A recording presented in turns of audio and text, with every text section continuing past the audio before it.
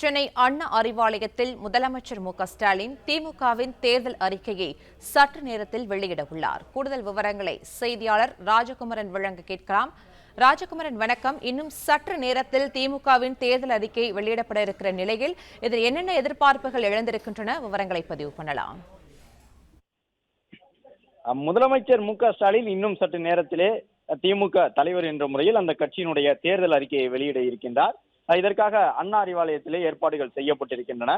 திமுகவை பொறுத்தவரை தேர்தல் அறிக்கை என்பது அந்த கட்சியினுடைய ஒரு கதாநாயகனாக இருக்கும் என்று சொல்வார்கள். அந்த அடிப்படையில் தான் வழக்கம் போன்று இந்த முறையும் தேர்தல் அறிக்கை தயாரிப்பு குழு அமைக்கப்பட்டு பல்வேறு மாவட்டங்களுக்கும் சென்று அவர்கள் எல்லாம் பொதுமக்களுடைய கருத்துக்களை கேட்டறிந்து வந்திருந்தார்கள்.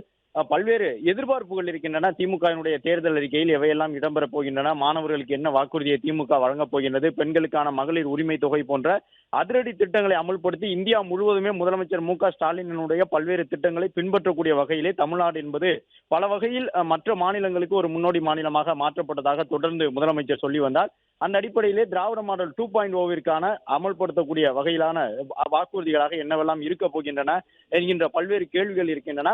கடந்த 2 மாதங்களாக தேர்தல் அறிக்கை தயாரிப்பு குழுவின் சார்பில் கனிமொழி உள்ளிட்டோர் தொடர்ச்சியாக பயணங்களை மேற்கொண்டிருந்தார்கள். பல தரப்பினரையும் சந்தித்து பேசியிருந்தார்கள்.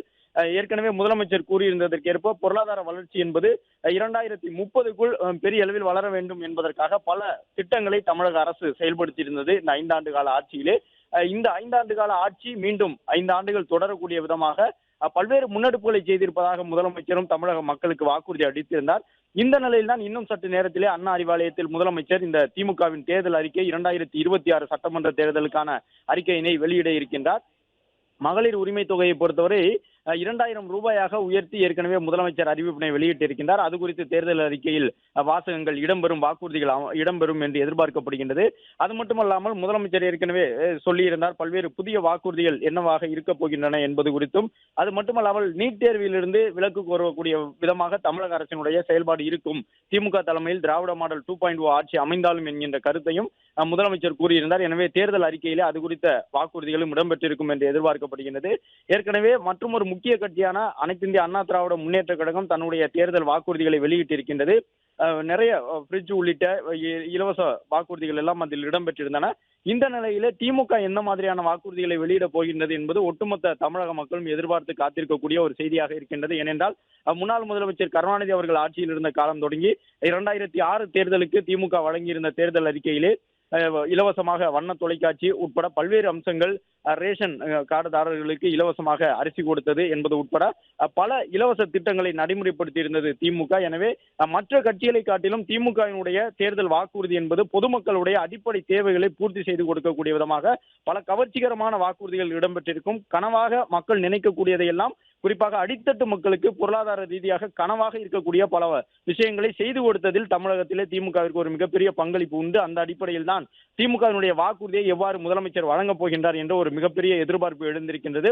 2021ஆம் ஆண்டு திமுக தலைவராக முதலமைச்சர் அவர்கள், தற்போதைய முதல்வர் அவர்கள் வாக்குறுதிகளை வெளியிட்ட பொழுது முதல் முறையாக தன்னை முதலமைச்சர் வேட்பாளராக முன்னிறுத்தி அவர் சந்தித்த தேர்தலாக இருந்தது.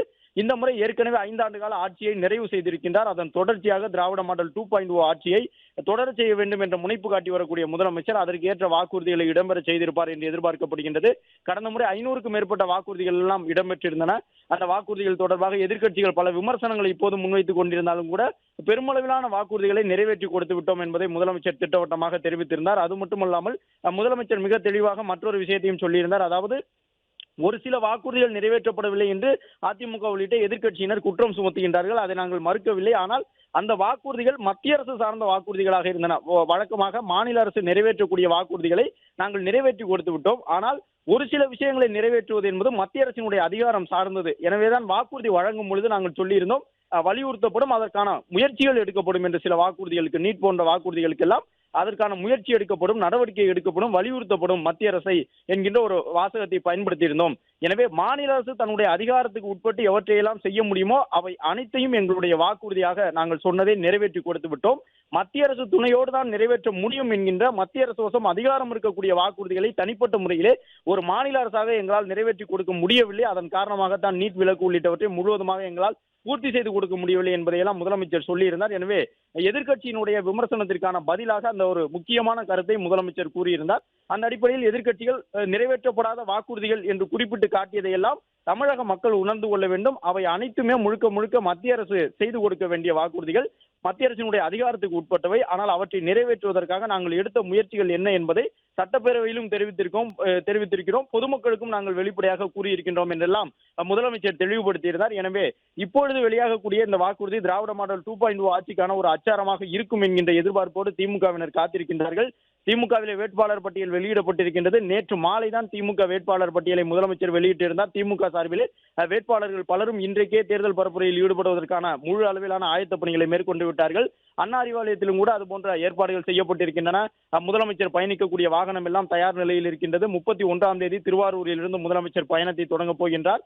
கனிமொழி அவர்களும் 30ஆம் தேதி தன்னுடைய தேர்தல் பரப்புரை பயணத்தை தொடங்கப் போகின்றார். மற்றும் துணை முதலமைச்சர் உதயநிதி ஸ்டாலின் அவர்களும் தேர்தல் பிரச்சார பயணத்தை விரைவில் தொடங்க இருக்கின்றார். இந்த நிலையில்தான் அண்ணா அறிவாலயத்திலே வேட்பாளர்களாக அறிவிக்கப்பட்டவர்கள் திமுகவினுடைய முன்னணி நிர்வாகிகள் பலரும் ஆர்வத்தோடு காத்திருக்கின்றார்கள். முதலமைச்சருடைய வருகையை எதிர்நோக்கி திமுக துணை பொதுச் செயலாளர் கனிமொழி அவர்கள் தலைமையில் இந்த குழு அமைக்கப்பட்டிருந்தது.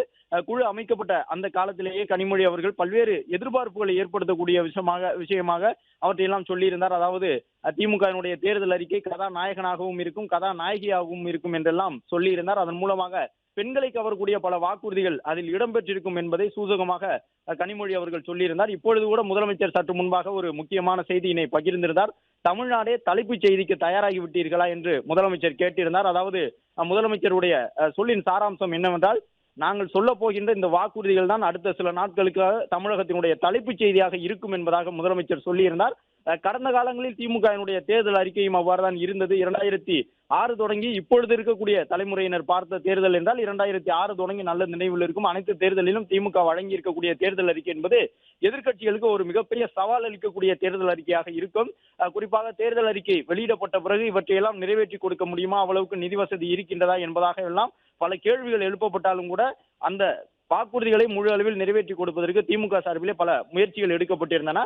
அந்த அடிப்படையில் தான் முதலமைச்சர் இந்த கருத்தையும் கூட சொல்லியிருந்தார். மகளிர் உரிமை தொகை என்ற ஒன்றை நாங்கள் அறிவித்தவுடன் எதிர்க்கட்சி தலைவர் அவற்றையெல்லாம் நிறைவேற்ற முடியுமா, மாதம் மாதம் எப்படி அவ்வளவு பேருக்கு பணம் கொடுக்க முடியும் என்று கேட்டார். அந்த எதிர்க்கட்சி தலைவரை